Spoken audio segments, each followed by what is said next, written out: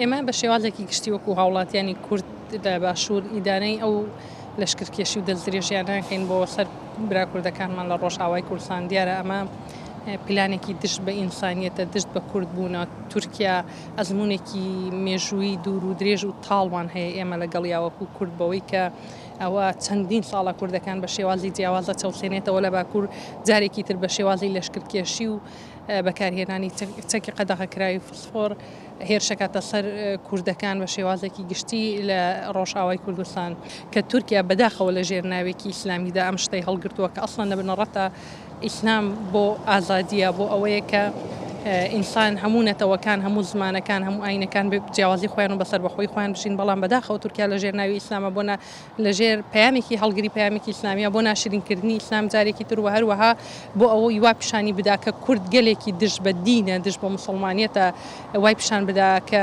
کورد هەڵگری پەیامی ئیسلام نییە، ئەم شەڕە بە ناوی شەڕی دینەوە ئەکا بۆی عاتیفەی گەلی کورد گەلی تورک بجوڵێنێ بەرامبەر ئەوەی کە کوردەکان گەلانێکن شایستە بەوەن کە پیانەکرێت کە لە بنەڕەت تا ئەوە نییە. ئەتوانین بڵین تورکیا بە شێوازێکی گشتی دەستی گرتبوو بەسەر بازاڕی هەموو کوردستاندا، تەنانەت خواردن و مۆبیلیات و کەرەسە و زۆربەی جلوبەرگەکانیش هەمووی تورکی بوونە هاتنەوەوە. بەڵام لە ئێستادا هەڵمەتێک هەیە خۆشبەختانە دژی ئەوەی بۆ بایکۆتکردنی کەرەسە و شتومەکە تورکیانە کە لە شوێنەکاندا هەن ئەم هەڵمەتە بە شێوازێکی گشتی سەرتاسەری ڕۆژ تا ڕۆژپەرە ئەسێنێ هاوڵاتی کورد زیاتر لەوە لە باشوور چاوکراوەتر ئەبێ بەوەی کە بە شێوازێک ئەم پشتگیری خۆی بۆ ئەم هەڵمەتە دەرەبڕێت و بایکۆتی کەرەسە و شتومەت ئەوکێ هەتاوەکو ئێستا بینیومانە کۆمەڵێک خاوەندوکان کەرەسەکان ئەسووتێنەنیانە بینین هەڕاجە کرێن بە نرخێکی زۆر کەم لە نرخی خۆی خەڵک لەگەڵ ئەوەدانێ سوپای داگیرکە لە ناو خاکەکەماندا بژی. بەڵام ئەمە وەکو هاوڵاتی بەس نییە، ئەکرێت سەرکردایەتی کورد پەلە بکات لە بەستنی کۆنگرێکی نێودەوڵەتی بۆ کورد بۆ ئەوەی کە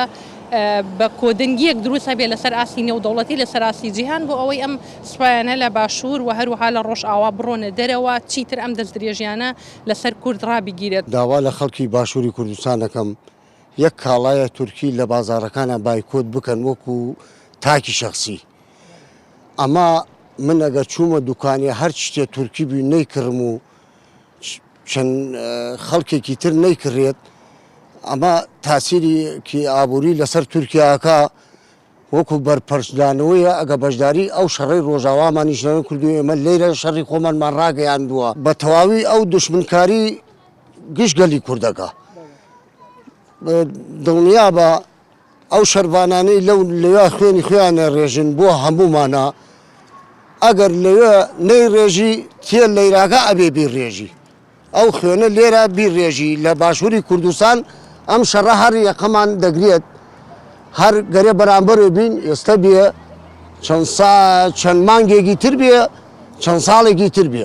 لەم تەمەنە ئامادەیم بووە بچم بۆ ڕۆژاوای کوردستان بەرگری بکەم، چکم ئەم شەڕە ئیمڕۆ بێ بەیانی بێ 6 مانگی تر بێ، ساڵێ تر بێ یەقەمان ئەگرێ لە باشووری کوردستان. تورکیاکان مناڵی بێتاوانە کوژن، سەریانە شکێنن و گوناحباریشەوەن. ئەردۆغان مناڵ کوشە، هیوادارم مناڵ نەکوژن، مناڵەکانی ڕۆژاوا بپارێژن.